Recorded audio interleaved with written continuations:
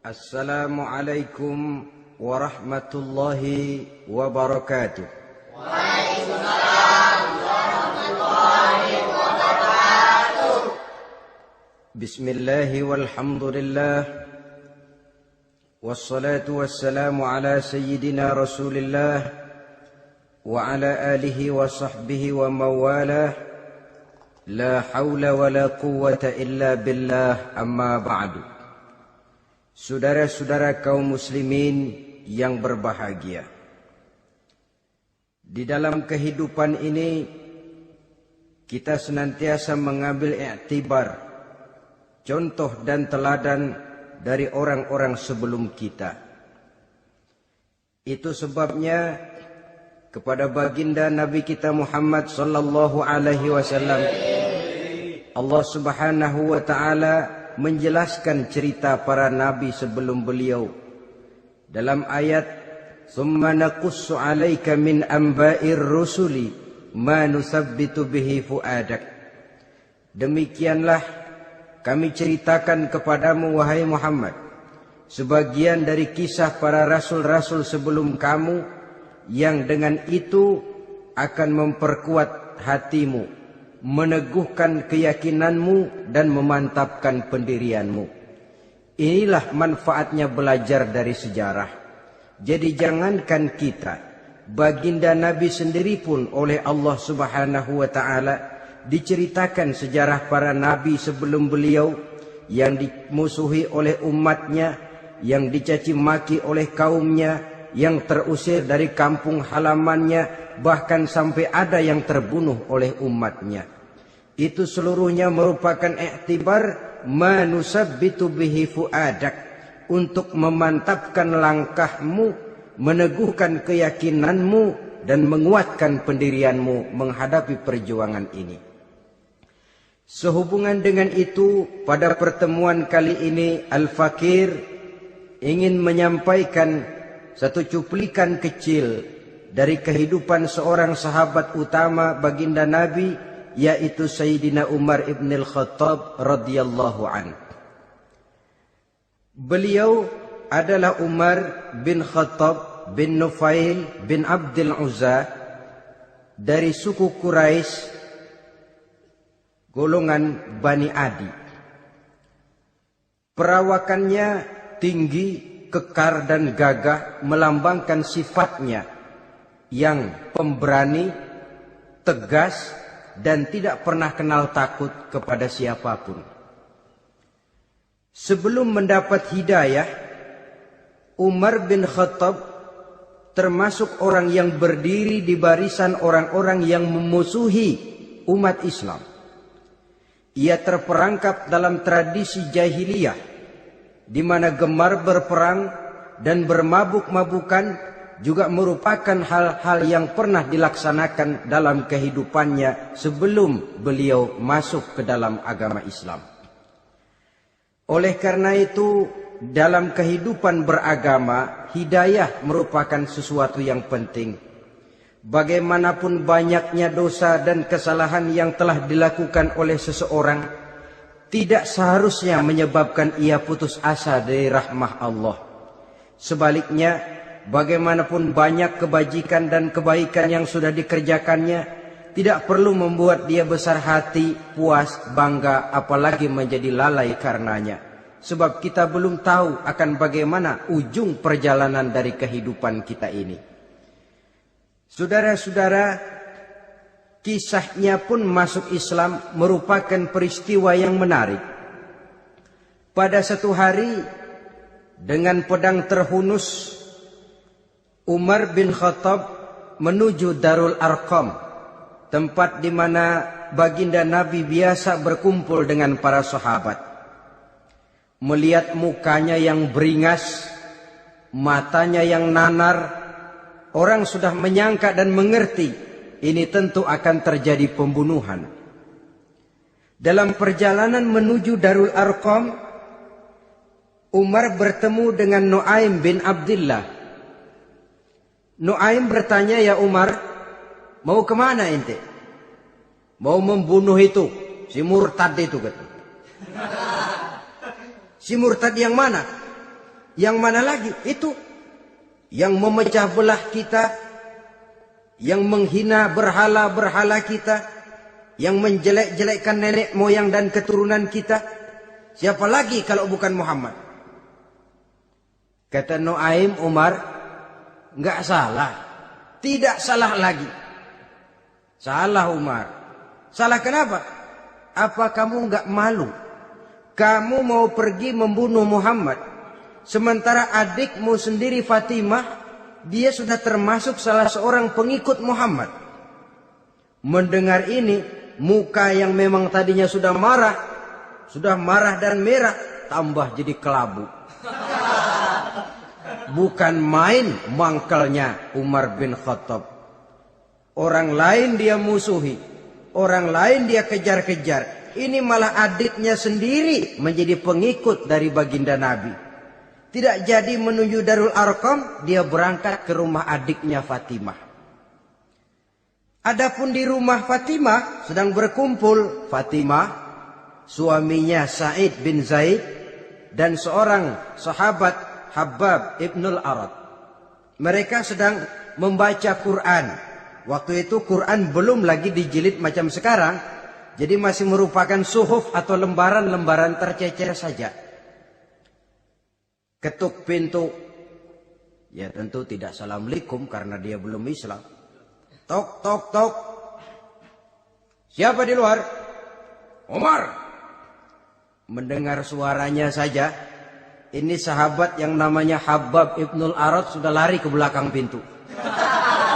Sambil komat kamit baca doa mohon diselamatkan oleh Allah. Adapun Fatimah yang sedang memegang suhuf, lembaran tulisan Quran itu, menyembunyikan suhuf itu di belakang bajunya. Umar masuk. Fatimah, saya bang. Apa benar berita yang saya dengar? Berita apa itu bang? Bahwa kau sudah masuk Islam. Bang, andai kata Muhammad memang benar, bagaimana? Sudahlah, jangan belit-belit. Jawab saja, kau masuk Islam benar atau tidak? Ya. Saudara hadirin, begitu dikatakan iya, tangannya langsung melayang, menampar muka adiknya ini, sehingga mengalir darah dari hidungnya. Suaminya Sa'id bin Zaid yang mencoba melindungi istrinya, dipegang lehernya, dibanting, diduduki dadanya. Oh ini jawara ini.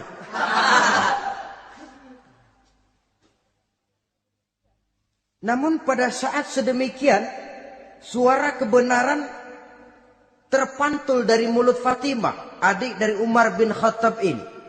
Umar, apakah engkau memukul orang yang bersaksi bahwa tidak ada Tuhan melainkan Allah dan Muhammad Rasulullah? Apakah engkau menganiaya seseorang yang terpanggil untuk mengikuti kebenaran?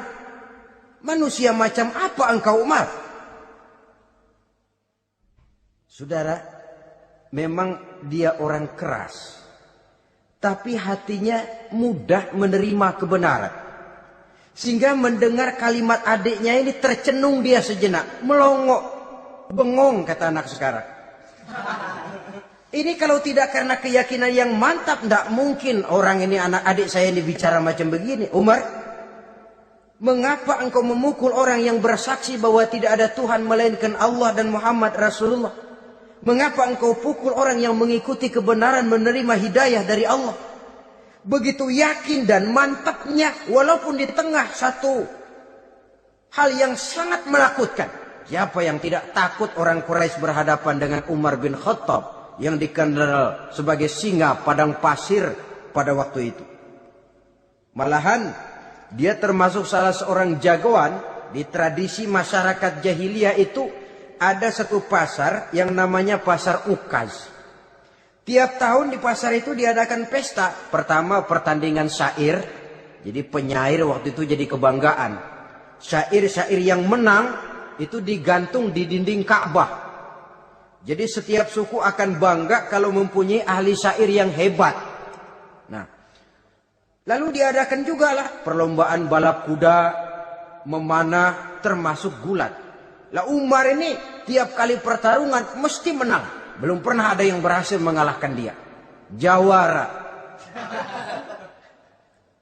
Saudara-saudara, mendengar adiknya begitu mantap hatinya. Apalagi ketika adiknya berkata begitu, suhuf, lembaran yang disembunyikan di belakang bajunya tersembul. Apa yang kau sembunyikan di balik bajumu itu? Suhuf. Apa suhuf itu? Lembaran Al-Quran. Coba saya lihat. Enggak boleh. Kenapa? Kamu kotor. Orang kotor tidak boleh megang Quran. Saya mau lihat. Enggak boleh. Kalau kamu mau lihat, mandi dulu. Diturutinya permintaan adiknya itu. Lalu diambilnya suhuf tadi. Dia baca. Kebetulan ayat yang dibacanya, ayat pertama dari surah Toha, yang berlanjut dengan ayat 14 pada surah yang sama. Dia baca. Bismillahirrahmanirrahim. Toha. Ma anzalna ilaikal Qur'ana litashqa. Illa tazkiratan liman yakhsha. Taha, tidaklah aku turunkan Al-Quran ini untuk bikin sukar manusia, melainkan merupakan pengingat bagi orang-orang yang takut kepada Allah. Lalu pada ayat ke-14, Innani anallahu la ilaha illa ana fa'budni. Sesungguhnya akulah Allah, tidak ada Tuhan melainkan aku, maka hendaknya hanya kepadakulah kamu menyembah. Wa aqimis sholata li dzikri, dirikanlah salat untuk mengingat aku. Inna sa'ata atiyatun akadu ukhfiha litujza kullu nafsin ma tas'a.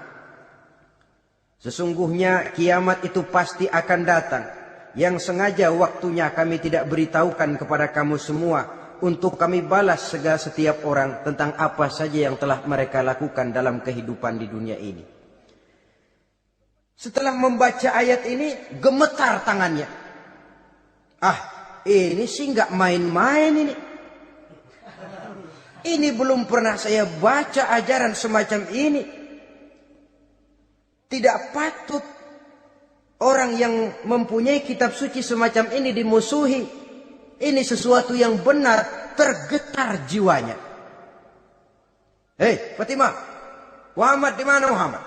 Saya tidak akan memberitahu kepada kamu. Di mana? Saya tidak akan memberitahu. Lebih baik kau bunuh saya kalau memang maksudmu mau mencelakakan Muhammad. Sama sekali saya tidak akan mencelakakan dia, Fatimah. Kasih tahu saja, di mana dia? Darul Arqam. Bergegas dia menuju Darul Arqam.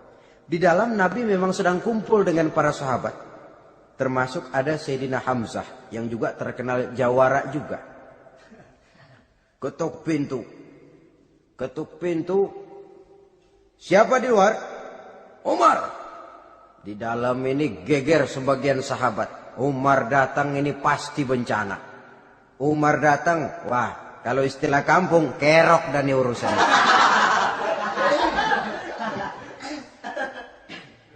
Tapi baginda Nabi menenangkan mereka. Tenang. Mudah-mudahan ada hikmahnya. Sayyidina Hamzah tampil. Bukakan dia pintu. Kalau niatnya baik, kita terima. Kalau niatnya tidak baik, saya paling depan. Dibukakan pintu. Begitu dibukakan pintu, Umar masuk merangkul baginda Nabi. Kemudian dengan tersendat, Ashhadu an la ilaha illallah wa ashhadu annaka ya Muhammad Rasulullah. Saya bersaksi tidak ada Tuhan melainkan Allah, dan saya bersaksi bahwa engkau hai Muhammad adalah utusan Allah. Sahabat takbir semua. Allahu Akbar, Allahu Akbar. Kegembiraan meliputi suasana ketika itu. Kenapa? Karena sebelumnya dikala Umar belum masuk Islam, dia merupakan ganjalan yang paling dikhawatirkan oleh umat Islam. Setelah dia masuk Islam, jelas merupakan suatu keuntungan yang sangat besar. Dan dia tertarik kepada Islam bukan karena bujuk rayu orang, tidak karena diberikan harta, tidak karena diiming-iming oleh kedudukan tinggi, tapi karena kebenaran hidayah menembus hatinya melalui wasilah ayat dalam surah Thaha yang dibacanya melalui suhuf yang dipegang oleh adiknya tadi. Sejak saat itu berubah 180 derajat Umar bin Khattab radhiyallahu anhu. Tetapi tetap dengan sifatnya keras, tegas, dan tidak pernah kenal takut kepada siapapun. Cuma kalau sebelum Islam, dia kerasnya kepada Islam. Setelah dia masuk Islam, muter arah. Kepada siapapun yang memusuhi Islam, dia bersikap keras, tegas, dan tidak pernah kenal takut. Bahkan setelah beliau masuk Islam, satu hari ketika di Darul Arqam kumpul-kumpul, waktu itu Nabi belum berdakwah secara terbuka karena pengikut masih sedikit. Sayyidina Umar usul, "Ya Rasul, ada apa Umar? Alasna 'alal haq fi mamatina wa mahyana?" Ya Rasul, bukankah kita ini berdiri di atas sesuatu yang benar? Bukankah mati kita, hidup kita untuk melaksanakan sesuatu yang benar? Bala ya Umar, betul Umar. Wallazi nafsi biyadih, innakum la'alal haq in muttum wa in hiyitum. Demi Allah Umar, kata Nabi, sesungguhnya kamu dan kita semua berdiri di atas kebenaran, hidup ataupun mati.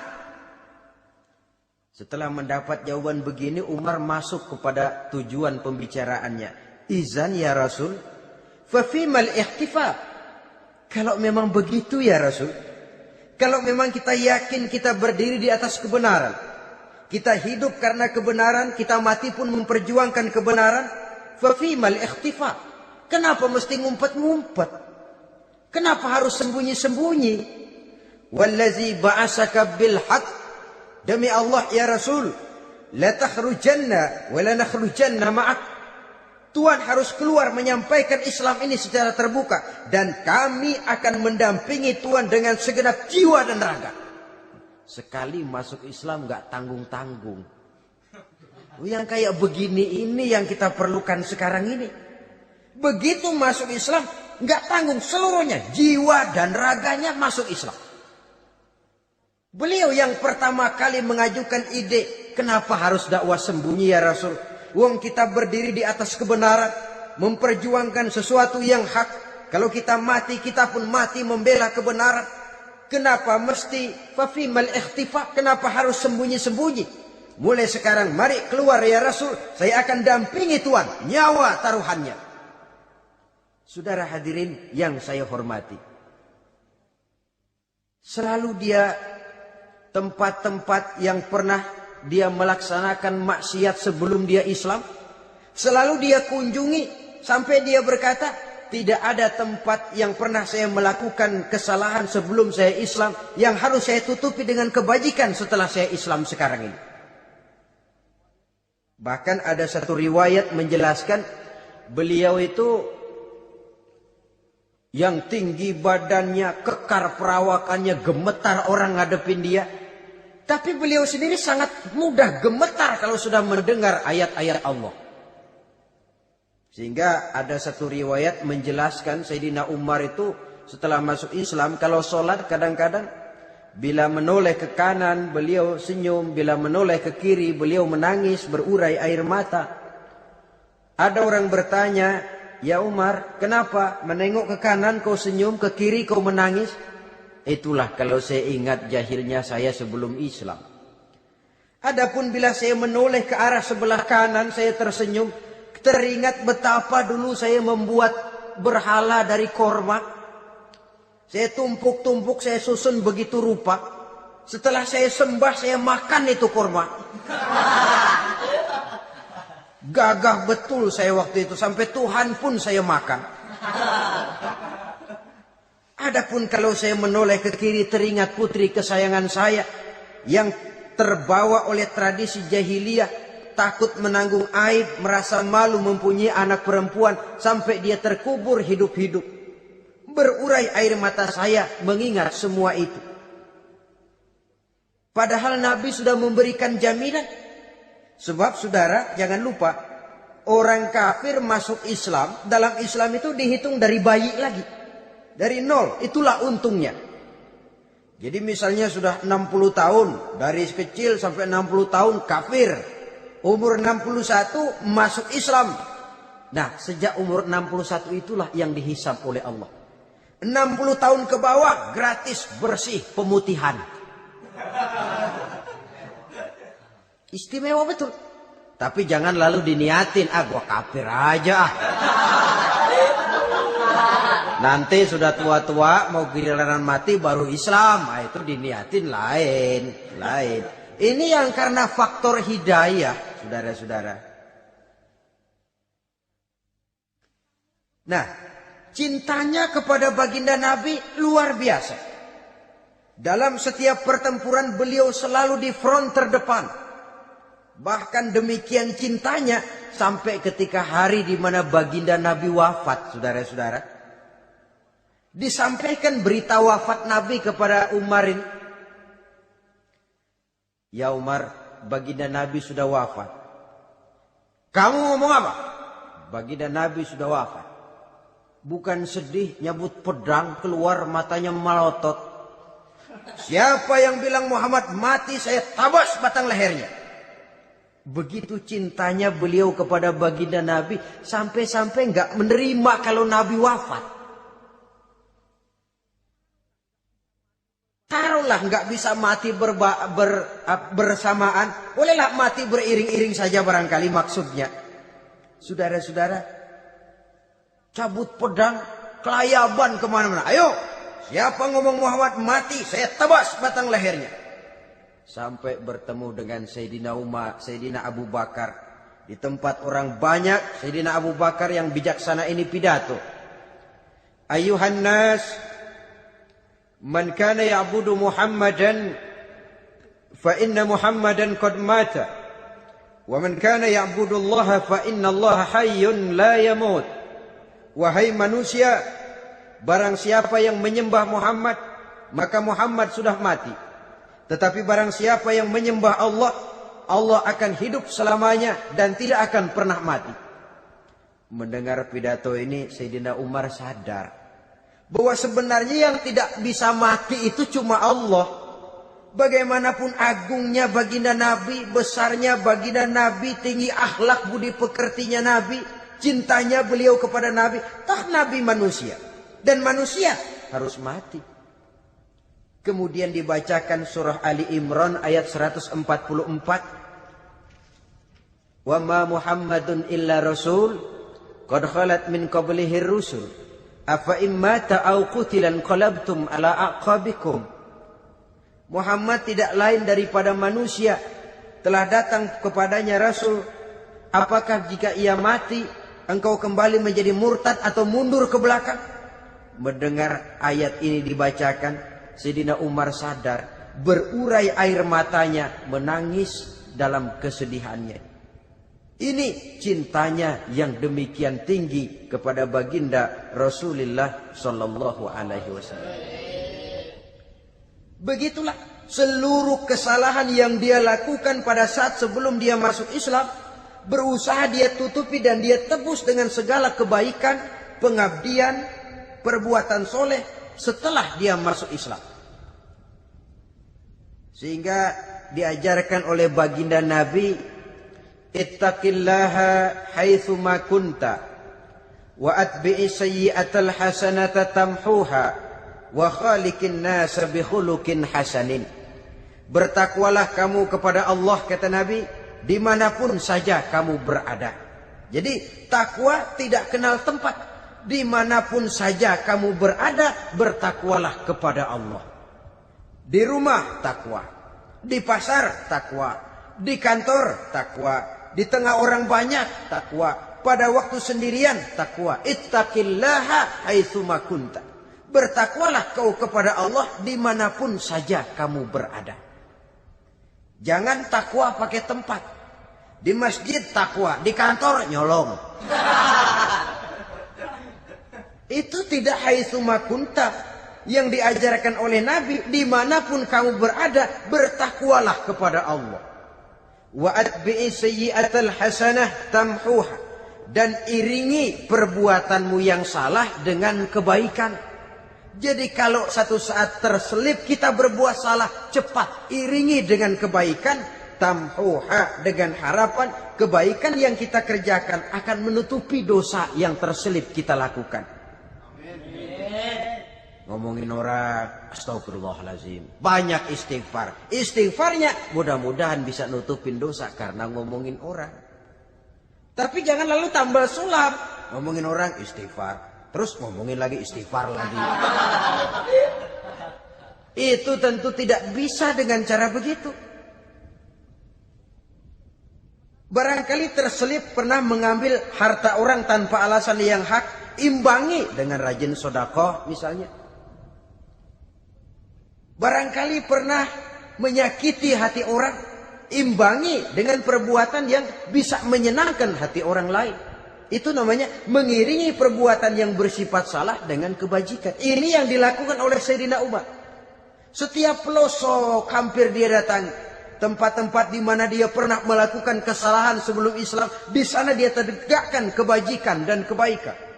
Kegagahannya, keperkasaannya, keberaniannya sepenuhnya bulat-bulat sudah diwakafkan untuk kepentingan Islam. Saudara hadirin yang saya hormati, diperlukan orang-orang yang punya keberanian macam Sayyidina Umar. Berani karena panggilan hidayah, bukan berani babi. Berani juga babi, cuman nyeruduk. Artinya berani yang tanpa pertimbangan.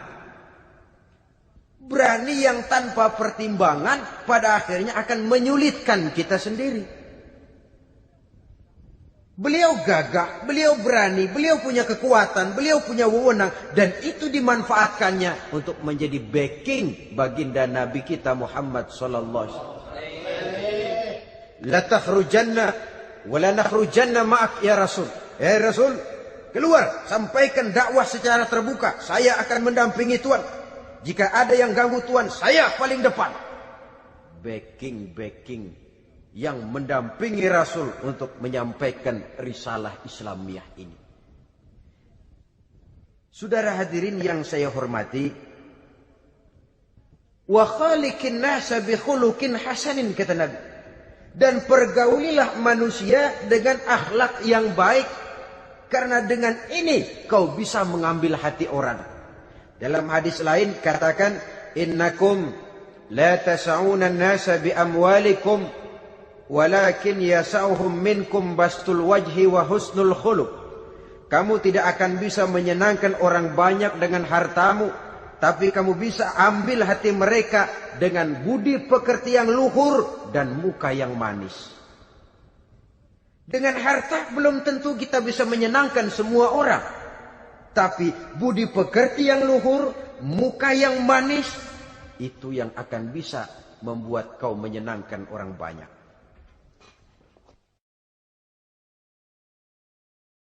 Setelah baginda Rasul wafat, pernah ketika berkumpul, Sayyidina Abu Bakar berkata kepada Sayyidina Umar, "Ya Umar, saya baiat kamu untuk menjadi khalifah."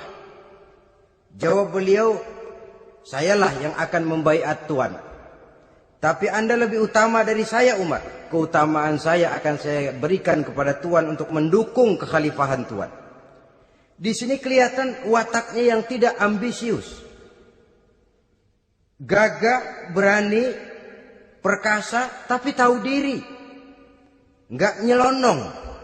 Tidak menggunakan kekuasaannya, kegagahannya untuk maksud yang sewenang-wenang. Oleh karena itu setelah Sayyidina Abu Bakar wafat, beliau dilantik menjadi khalifah, keluarlah pidatonya yang terkenal. Ayuhan nas, inni qad wullitu alaikum walastu bi khairikum. Hai manusia, aku telah dipilih menjadi pemimpin kamu. Padahal aku bukanlah orang yang terbaik di antara kamu. Kalau tidaklah karena aku melihat keutamaan, keteguhan yang dapat melindungi kalian, berat rasanya aku memikul amanah ini. Sebab apa? Alangkah beratnya menunggu datangnya perhitungan di akhirat nanti terhadap Umar. Ini yang jadi motifnya memegang jabatan khalifah. Sungguh berat bagi Umar menunggu datangnya saat perhitungan. Sehingga seolah-olah kalau bisa lah jadi Umar bin Khattab saja, jangan jadi khalifah kalau bisa. Tapi moya umat sudah kadang memilih. Sehingga benar kalau dalam satu hadis Nabi pernah mengajarkan jangan memberikan satu jabatan kepada orang yang memintanya. Sebab orang kalau sudah minta jabatan, apalagi pakai jilat-jilat, pakai upeti-upeti, tentu ada tendensinya. Ada batu di balik udang. Kalau udang di balik batu kan mungkin nggak kelihatan, tapi kalau batu di balik udang kelihatan betul itu. Ada maunya, ambisinya. Jangan memberikan satu jabatan kepada orang yang memintanya. Seakan di batinnya Sayyidina Umar menyesali. Kenapa Umar nggak jadi Umar saja, kok mau jadi khalifah gitu. Alangkah berat perhitungan buat saya di akhirat nanti. Nah, setelah jadi khalifah, sebagai satu i'tibar, saya akan mencoba mengemukakan beberapa sifatnya yang menonjol untuk pelajaran buat kita semua. Pertama, sikapnya terhadap keluarganya setelah beliau menjadi khalifah. Kedudukan sebagai keluarga Umar bin Khattab bukan merupakan kedudukan istimewa. Itu ditanamkan betul kepada keluarganya. Jangan karena bapakmu khalifah, lalu mentang-mentang anak khalifah kau merasa dapat fasilitas, merasa bisa berbuat semau-maumu.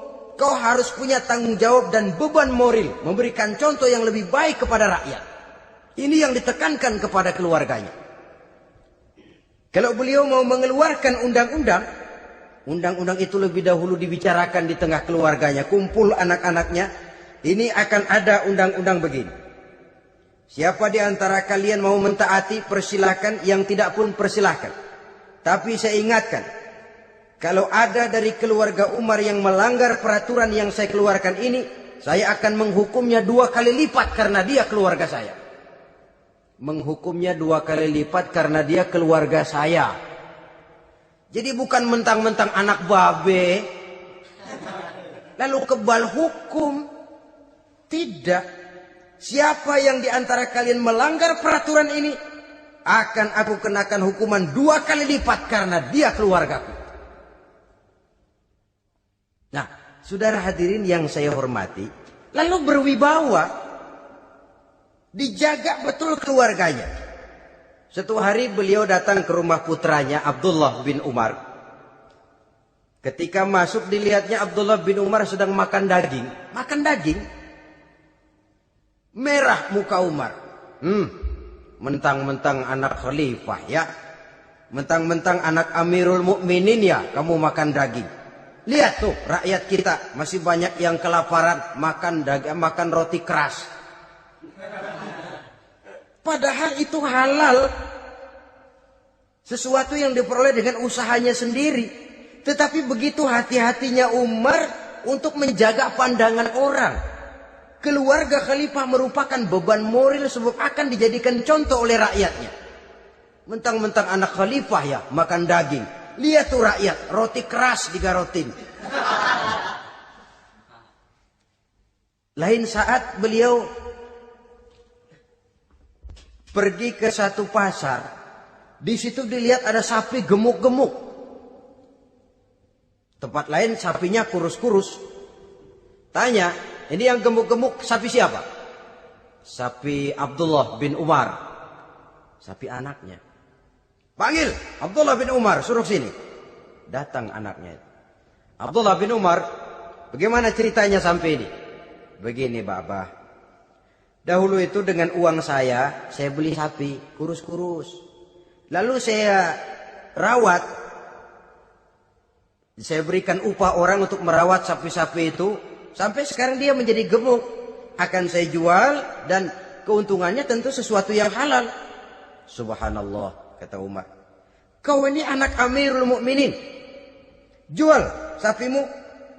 Ambil modalnya, untungnya, masukkan baitul mal untuk urus kepentingan orang Islam.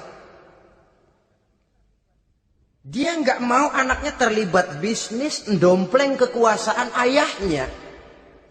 Karena mentang-mentang anak khalifah lalu segala macam bisnis lancar.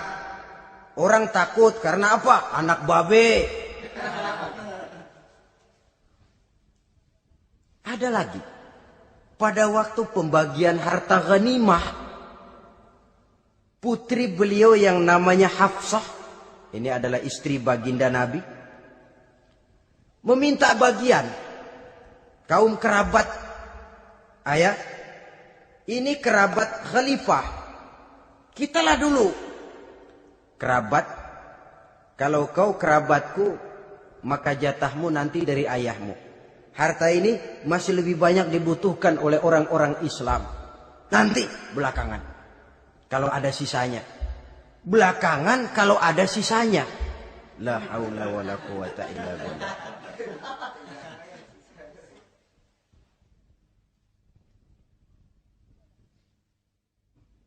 Saudara hadirin, itu terhadap keluarganya.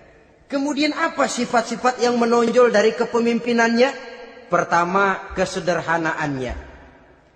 Beliaulah satu-satunya khalifah, Amirul Mukminin, setingkat presiden kalau sekarang, yang punya jubah cuma 2 dan 1 pun punya anaknya. Tambelan lagi. Pernah sholat Jumat terlambat. Beliau naik mimbar untuk khutbah, sebelumnya minta maaf dulu. Saudara-saudara, maaf saya terlambat nungguin baju kering. Seorang khalifah nungguin baju kering. Sederhana dalam kehidupannya. Mari kita ambil satu cerita lagi. Pada waktu beliau jadi khalifah, yang diangkat jadi gubernur di Mesir adalah Amr bin As. Amr bin As hidupnya lebih mirip kaisar. Istananya besar, pakaiannya bagus-bagus. Nah, yang paling mengganggu pikiran Amr bin As, di sebelah istananya ini ada gubuk reot, kepunyaan orang Yahudi lagi. Ah, ini nggak pantas bener, masa di samping istana gubernur ada gubuk reot. Orang Yahudi lagi yang punya. Ini mesti, udah, bikin saja rencana, panggil dinas tata kota, bikin planning. Di sini mau dibangun masjid, proyek negara.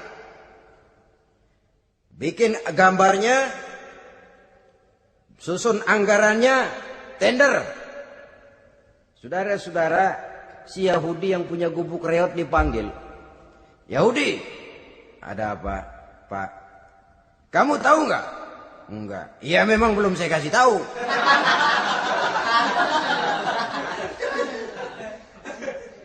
Ada apa, Pak?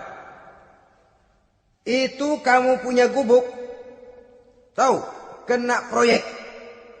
Proyek apa, Pak? Kami mau bangun masjid besar di situ. Dan tidak sesuai ada gubuk reot di samping tempat gubernur. Jadi maksud Bapak, gubukmu, tanah-tanahnya mau saya bebaskan. Saya beli. Enggak mau, Pak. Saya enggak mau jual. Saya bayar 2 kali lipat. Enggak mau. 3 kali lipat. 6 kali lipat juga enggak mau, Pak. Saya dari muda peres keringat banting tulang cuma segitu-gitunya, Pak, tempat saya tinggal. Gubuk reot sama tanahnya sedikit. Makmur saya, Pak, cuma rumah sama sumur.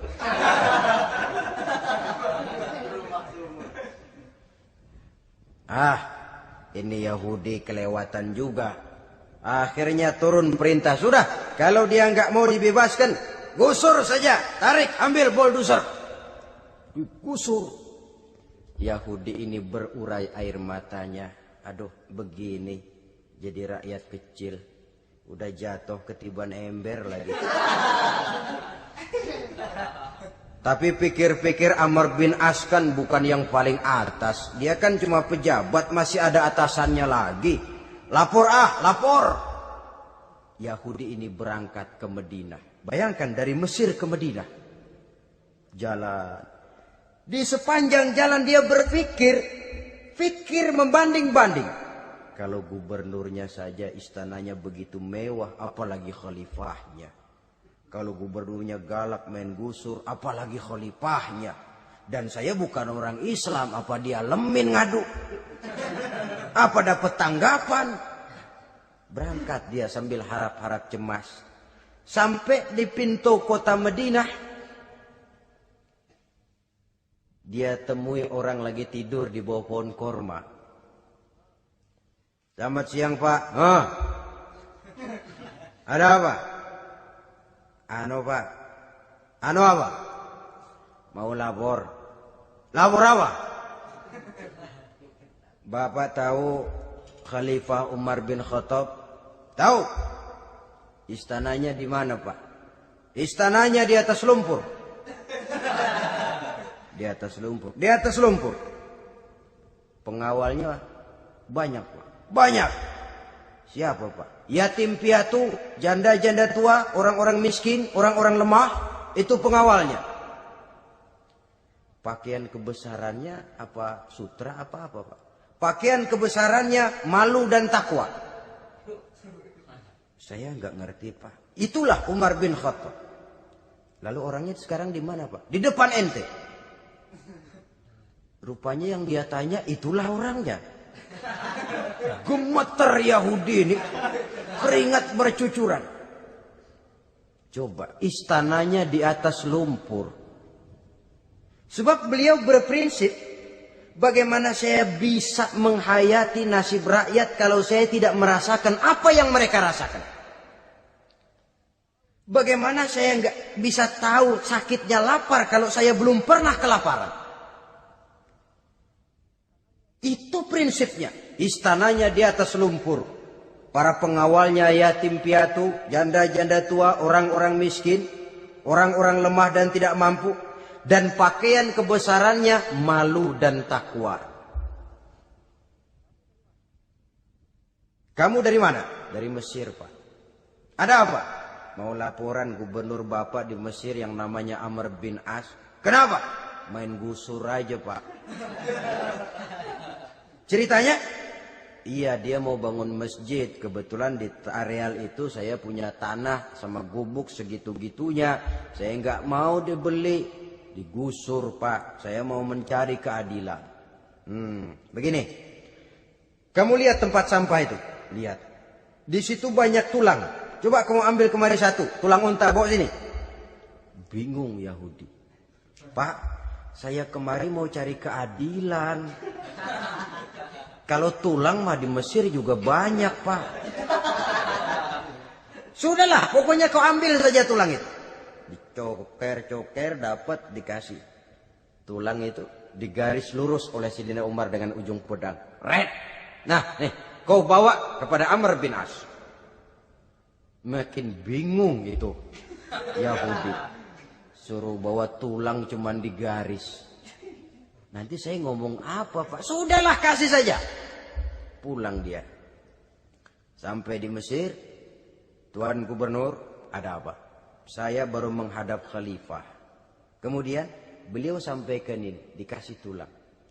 Amr bin As ngelihat tulang ada goresan lurus dengan ujung pedang. Gemetar. Badannya keluar keringat dingin. Panggil kepala proyek. Proyek batal. Masjid nggak jadi didiriin. Itu gubuk Yahudi diriin lagi. Ini Yahudi makin bengong. Ini gubernur dapat tulang doang segitu takutnya.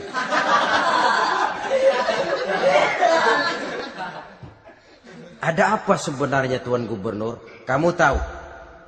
Ini nasihat pahit buat saya dari Amirul Mukminin Umar bin Khattab. Seolah-olah beliau bilang, hai Amr bin As, jangan mentang-mentang sedang berkuasa ya. Pada satu saat kau akan jadi tulang-tulang kayak begini. Maka mumpung kamu masih hidup dan berkuasa, berlaku lurus dan adillah kamu seperti lurusnya garis di atas tulang ini. Red. Lurus, adil, jangan bengkok. Sebab kalau kamu bengkok, nanti aku yang luruskan pakai pedangku. Siapa yang nggak ngeper digituin? Sampai akhirnya apa? Kata si Yahudi, Pak, kalau begitu Islam adil ya. Adil. Kalau gitu biarin dah Pak, tanah saya. Mau kamu jual? Bukan saya jual Pak, saya kasih aja dah. Campur gubuk-gubuknya, ambil aja dah.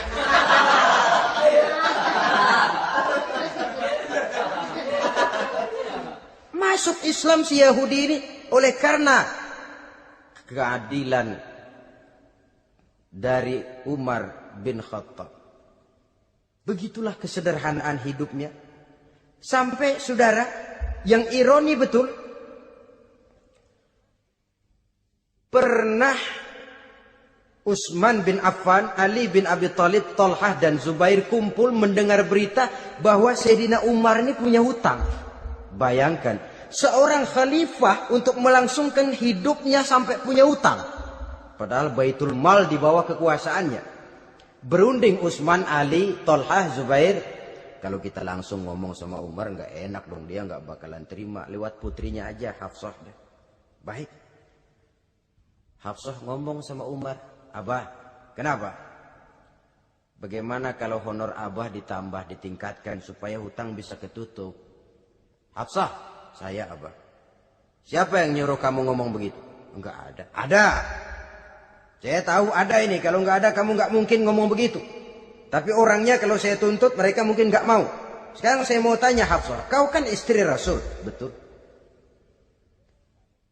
Nah, saya mau tanya. Suamimu makanannya apa? Daging? Bukan. Roti. Tempat tidurnya kasur empuk? Bukan. Kain kasar yang kalau musim panas kami bentangkan, kalau musim dingin separuh buat tidur, separuh buat selimut. Pakaian yang dibelikan untukmu berapa banyaknya? Cuma 2. Nah, itu guru saya. Orang yang paling saya cintai dan itu yang saya ikuti. Bahkan setelah beliau wafat, Sayyidina Umar ini hutangnya ditanggungkan kepada anaknya Abdullah bin Umar. Dan itu pun dilunasi dengan menjual rumahnya. Sehingga rumahnya itu disebut Darul Qadha, rumah bayar hutang. Begitu kesederhanaannya. Jadi nggak pakai aji mumpung jadi khalifah lalu kayak ikan gurita, tangan yang mana aja megang. Itu kan mental monyet. Monyet itu kan begitu. Tangan megang kiri kanan, mulut ngawal, kaki megang, temennya dikasih masih ngerampas juga. Monyet rakus betul itu. Itu kesederhanaannya. Kenapa kesederhanaan ini timbul? Karena sikap zuhudnya. Zuhud itu tarkud dunia li ajlil akhirah. Orang yang mengambil dunia hanya yang diperlukan dengan lebih mengutamakan kehidupan akhirat. Watak zuhudnya yang sangat menonjol. Dialah pahlawan yang paling berani di medan perang. Dialah imam yang paling khusyuk di masjid. Dan tidak jarang kalau sholat sendiri, begitu membaca ayat yang menceritakan neraka, nangis berurai air matanya. Saudara hadirin ma'asyiral muslimin rahimakumullah. Jadi kesederhanaan dan kezuhudan ini bukan lewat teori disampaikan oleh Umar. Bukan lewat penataran seluruh aparat. Tidak. Lewat contoh konkret. Inilah saya. Contoh sederhana dan zuhud. Bagaimana saya akan bisa merasakan penderitaan rakyat kalau saya sendiri tidak pernah menderita? Bagaimana saya akan tahu sakitnya lapar kalau saya belum pernah kelaparan? Maka tanpa penataran, tanpa upgrading segala macam, berhasil karena prinsip keteladanan. Beliau jadi contoh utama. Dan sumber utamanya tentu tidak lain karena contoh dari baginda Nabi besar Muhammad sallallahu alaihi wasallam. 2, sederhana, yang kedua zuhud. Yang ketiga, sifat yang menonjol dari kekhalifahannya adalah adil. Kalau sudah bicara soal hukum, dia tidak pernah kenal kompromi. Adalah seorang pemuka Nasrani masuk Islam. Namanya Jabalah bin Aiham. Ketika dia bikin haji, kain ihramnya keinjak orang Arab yang hitam. Badui. Jengkel. Dia merasa bekas tokoh. Enak aja nih orang udah jelek nginjak lagi. Ditempeleng orang tadi. Orang ini lapor kepada Umar. Panggil Jabalah bin Aiham. panggil. Kau ditampar? Betul khalifah. Tampar dia. Tampar lagi. Dipukul orang itu. Di depan Sayyidina Umar. Jadi tidak karena kau ini bekas kepala suku, kau ini bekas orang terhormat, lalu ada kebijaksanaan yang tidak bijaksana. Kebijaksanaan yang akhirnya jadi tidak bijaksana. Dan itu memang sudah dimulai dengan memblokir keluarganya. Tidak satu keluarganya pun yang boleh mempunyai perasaan bahwa menjadi keluarga khalifah merupakan fasilitas dan keuntungan. Kau jangan makan di atas punggungku. Kau jangan menikmati fasilitas di atas keringatku. Dan tidak ada keinginan mewariskan jabatan khalifah kepada anak-anaknya. Pernah beliau musyawarah. Saya bingung. Kenapa khalifah? Gubernur Kufah ini sulit nyari orang. Diangkat yang lemah, rakyat ngeluh. Diangkat yang keras, rakyat juga ngeluh. Ada calon khalifah. Kalau ini mah nggak salah lagi nih buat gubernur Kufah. Siapa? Abdullah bin Umar. Anak beliau sendiri. Melotot matanya. Jangan macam-macam kau. Cukup satu orang Umar memegang jabatan ini. Kalau berhasil, kami keluarga Umar sudah merasakannya. Kalau gagal, cukup kegagalan seorang Umar. Tidak berusaha mengorbitkan anaknya. Wah, anak babe diangkat jadi ano. Tidak, malah diblokir. Cari yang lain. Tapi Abdullah bin Umar cukup syarat ya khalifah. Dia orang bertakwa dan soleh. Yang takwa dan soleh bukan cuma anak Umar. Anak orang lain juga banyak yang takwa dan soleh. Itu prinsipnya. Sehingga ketegasannya ini membuat orang jadi sungkan. Dan tidak seorang pun berani kirim-kirim upeti hadiah. Pernah itu ada pejabat dari Azerbaijan kirim makanan. Kue, mending apa? Kue. Gitu dicicipi enak. Enak juga ya kue ini. Enak khalifah. Ini di sana apa makan rakyat biasa? Bukan. Ini makanan orang-orang VIP. Nah, dibungkus lagi itu kue. Dibungkus. Ontamu mana? Di luar.